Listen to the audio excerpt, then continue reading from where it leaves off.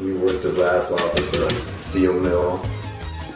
اگه مثل من این عزیز بزرگوار رو نمیشناسین و تازه داره قیافش یادتون میاد که انگاری یه جایی توی سایتی دیدین یا اسمش رو شنیدین، درست شدین مثل من که خیلی اتفاقی یه جایی توی اینترنت اسمش رو دیدم و کنجکاو شدم که ببینم چی کار است.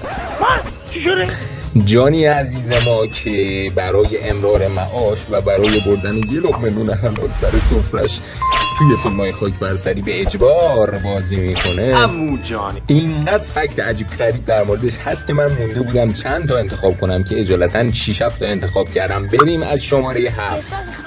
اول باید بدونیم که جانی سینس اسم واقعیش جانی سینس نیست بلکه استیو ولف هست. جانی میگه که من اسم جانی سینس رو از یکی از دوستانم گرفتم که اتفاقا بعد اینکه من این اسم رو خودم گذاشتم و وارد این صنعت شدم خیلی هم از این قضیه راضیه. پس که گفته خودمون که نتونستیم لااقل این جانی و اسم ما آره و اینها.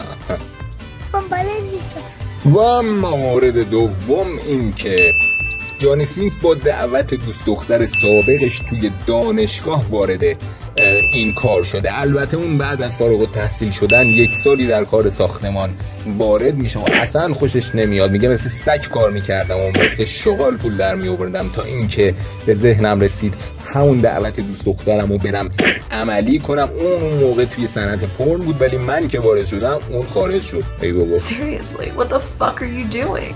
جانی سینس میگه که من اول رایگان کار میکردم و خلاصه محض رضای خدا میرفتم سر فیلم برداری تا اینکه کم کم کم کم خاک صحنه خوردم و کم کم به هم شروع کردن ماهی $100 بدن. $100 شد $200 $200 شد $400 $1000 تا اینکه یکی از فکتای عجیب جانی سینس اینه که میگه من بسیار خجالتی بوده و هستم، یعنی همین الانشم بخوام برم مخ بزنم قدرتشو ندارم دیگه خیلی مخ بزنم جلدن خورده به حق چیزایی ندیده و نشده.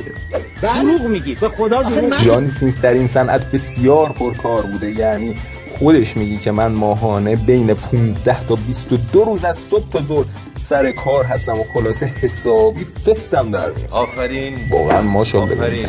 آفرین. و اما فکت آخر عجیب غریب جانی سینس اینه که به شدت به ورزش و مسافرت علاقه داره. اینقدر به مسافرت علاقه داره که اصلا از اینکه یک جا ساکن باشه بدش میاد و دوست داره هر دم یه جایی زندگی بکنه. He worked his ass off at the steel mill.